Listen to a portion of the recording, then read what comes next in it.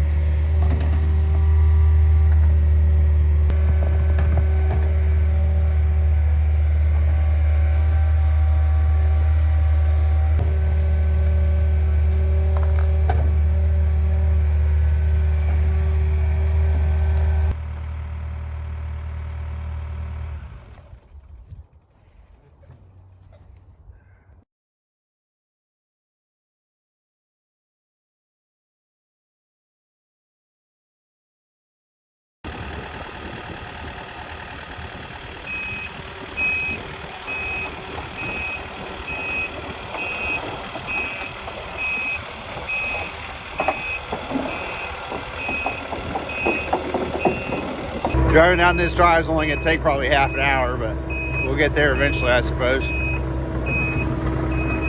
Gotta kick it up into high gear. This is high gear. This is low gear. I think we're moving about 2.5 miles an hour, maybe 3 if we're lucky. I would probably guess 2. When I was tracking this thing down our long drive, I found my first shed ever, and I think it's a pretty good shed to find. It's fairly fresh, but 6 point, pretty awesome. I would really like to see that deer next year.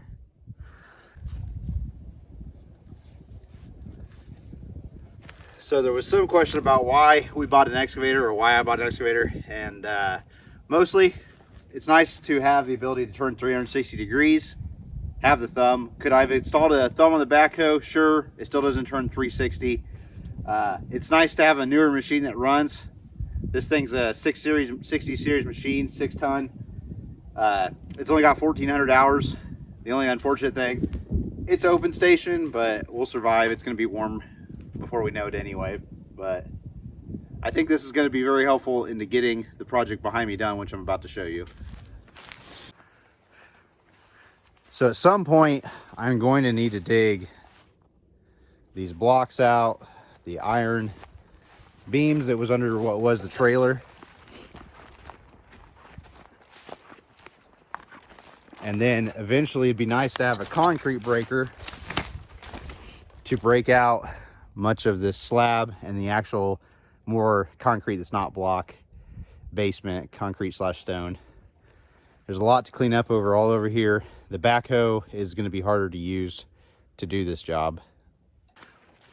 I think the excavator will be really helpful in tearing this 2-car garage down as well, to be able to separate the metal between the what is probably asbestos, I don't know, but some sort of siding, and then dig up that slab that's underneath there. It'd be nice to use it for things like picking up all the scrap metal to put it in the scrap metal bins. That metal is actually decent, we're keeping that. But overall, just a lot of projects around this place that I think it'll be beneficial for. One of the very first things that I did come back here was, I don't know if you can see it in there underneath the junk, but there's a pole in the ground, and there was poles kind of where the back wall of this implement shed used to be. And I was able to take the thumb and pull it out like a turnip. It was really nice not to have to dig a 4-foot hole like I did with the backhoe to get it out. You are gonna take a little ride with me.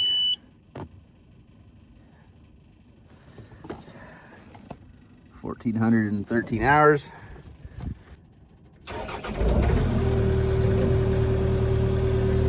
I've already used the blade some. It's super heavy duty. It's nice to be able to move stuff with it. But she sounds good.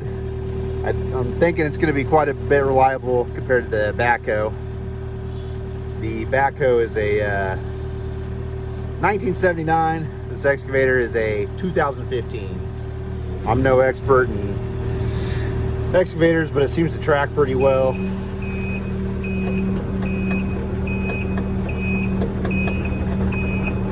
So I'm going to take this thing over.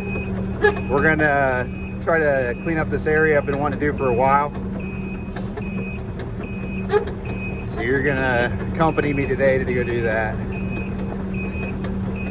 The big problem with an excavator is I'm the hammer and everything's a nail.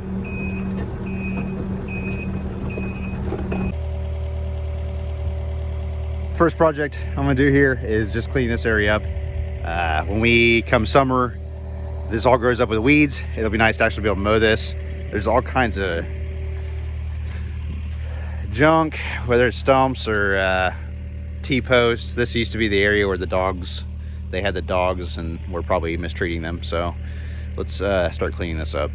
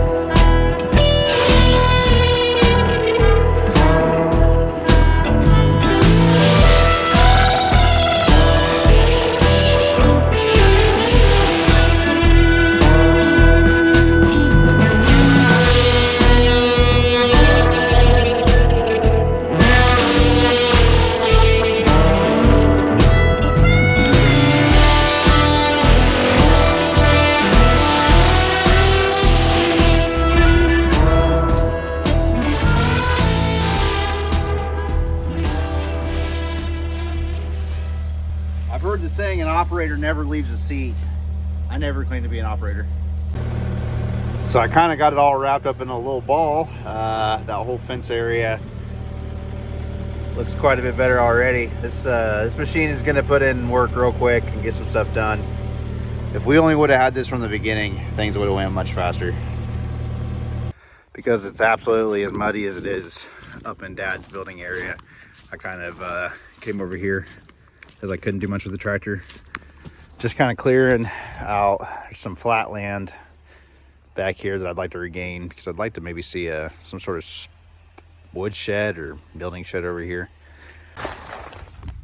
And you see, when I was cutting this, I'm kind of dumb, and I don't know, it didn't do what I expected it to do. Well, my cut was a little goofy, and then it bent my bar, so I might be done for today until I get a new bar. Too bad this was left to have stuff grow up. It might be a little big for our tractor anyway, but unfortunately the tree has like bent it up, growing up. It's got 2 back plow things and some disc on the front. Looks like it's drawbar, not 3-point, so yeah, that's too bad. I'll have to cut this out of there and then probably scrap it. Maybe keep it for an ornament. Anybody wants tires? You just let me know. Free and everything. Remember when I said that new bar wouldn't last long? Oops. First time I've ever messed a bar up, but it does happen. This is one of the last big stumps that he's taken out for his home site. But it is just absolutely ridiculously muddy. It keeps on switching back and forth between rain and snow today. Dad probably spent him 2 hours trying to get that big old boy out. He's got a hole probably 6 feet deep all the way around it. He said he was 3 foot out. The roots were 8 inches. 8 inches wide. He got it all turned over. It's good size.